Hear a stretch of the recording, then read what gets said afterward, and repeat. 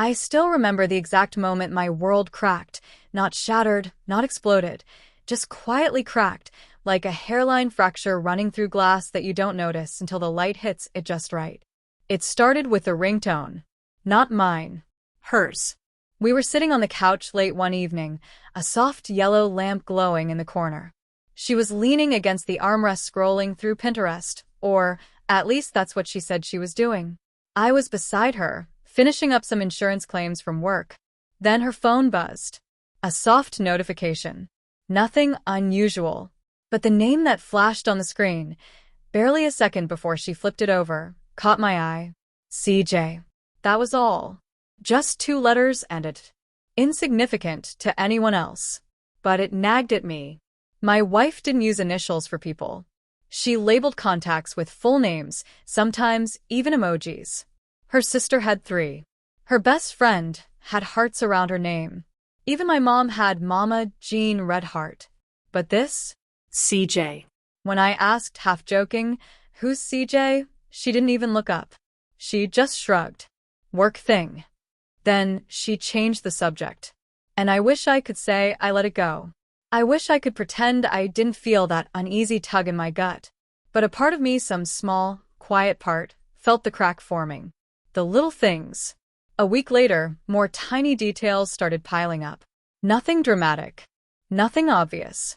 Just odd. She began showering immediately after coming home from work. Not every day, just enough that it stood out. She changed her passcode. She claimed she forgot to tell me. She started dressing up more, too. Not over the top, nothing suspicious at first, just nicer. New blouse one day. Heels on a Wednesday. Perfume she hadn't touched in months. Feeling confident lately, she said with a smile that didn't fully reach her eyes. I tried to be supportive. God knows we'd been drifting a bit, routines settling into our marriage like soft dust. But one night, while she slept next to me, her breathing soft and steady, I stared at the ceiling and felt something I never felt with her. Distance. A hollowness. A space between us that wasn't there before. I told myself I was overthinking. I told myself I was being insecure or paranoid or overly sensitive. But I couldn't shake the feeling that something was sliding sideways beneath the surface of our lives. Quiet, subtle, almost invisible. And then came the second detail. The one that finally twisted the unease into suspicion. The receipt. It was a Friday afternoon. I'd left work early and decided to surprise her by cleaning the house. While sorting laundry, I emptied her coat pockets. Inside one of them, I found a folded receipt from a little cafe downtown, the kind of place you only go to on deliberate outings. We'd been there once together on our anniversary. 2 items ordered. A caramel latte, a black Americano, and a slice of raspberry cheesecake. 4-2. The timestamp was during her overtime. My stomach clenched. Not because of the cafe. Not because of the receipt. But because she hates raspberry cheesecake. Hates it. I stared at the paper for a long time, feeling something slow and heavy settle inside my chest. The kind of heaviness that makes your breath feel thick. When she got home that night, she kissed me lightly, almost distractedly, and I felt myself flinch internally. I tucked the receipt into a drawer and said nothing. I wasn't ready to confront the truth. Not yet. The message. The next clue came unexpectedly. She'd left for a girls' dinner, giving me a quick wave before rushing out the door. About an hour later, her tablet, which syncs with her phone, lit up on the kitchen counter. I didn't touch it at first. I'm not proud to admit I even hesitated. But then a message appeared on the lock screen. Same time tomorrow. CJ. Something inside me froze. The words were simple, almost innocent, but they hit me like a blow. My hands shook as I lifted the tablet. I didn't break into it. I didn't dig. I just stared at that one message, replaying all the minute details from the last few weeks. The late nights. The changed passcode. The extra perfume. The cafe receipt. My chest felt tight, too tight. I set the tablet back down as if it burned. I didn't want to jump to conclusions. I didn't want to assume the worst. But something deep inside me whispered. You already know. The confrontation. I confronted her the next morning. Not with anger. Not with shouting. Just quiet, exhausted honesty. We sat at the dining table. She sipped her coffee slowly, avoiding my eyes. I placed the receipt and the tablet in front of her. Her hands stilled.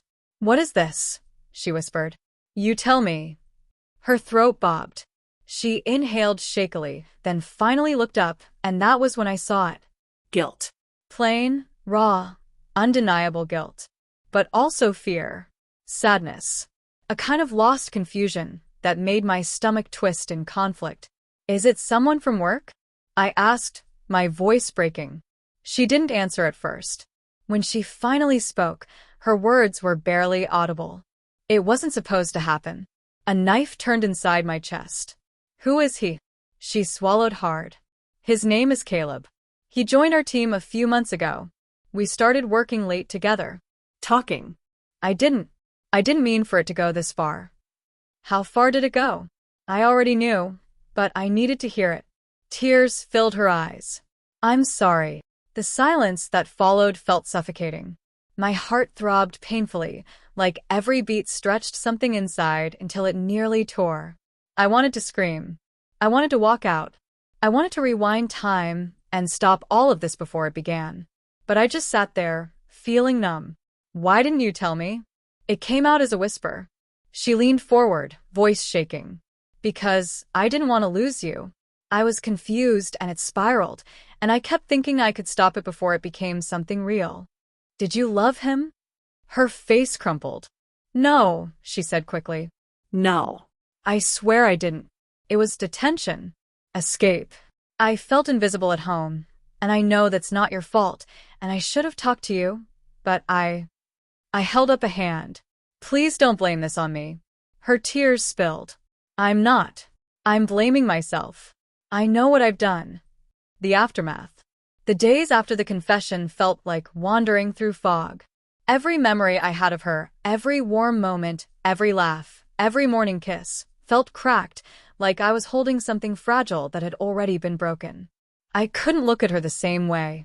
I couldn't sleep beside her without imagining his hands where mine used to be. I kept replaying small things.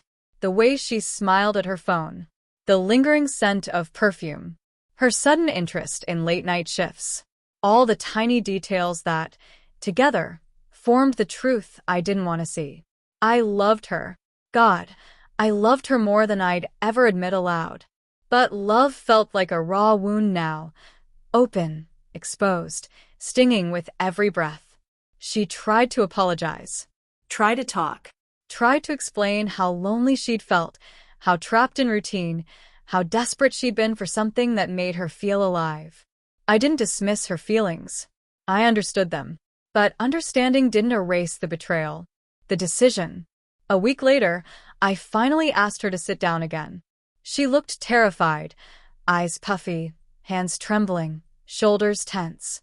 "I'm not making this decision out of spite," I told her softly. "And I'm not punishing you." She nodded weakly. "But I can't stay in this marriage right now. I need space. I need clarity. I need air."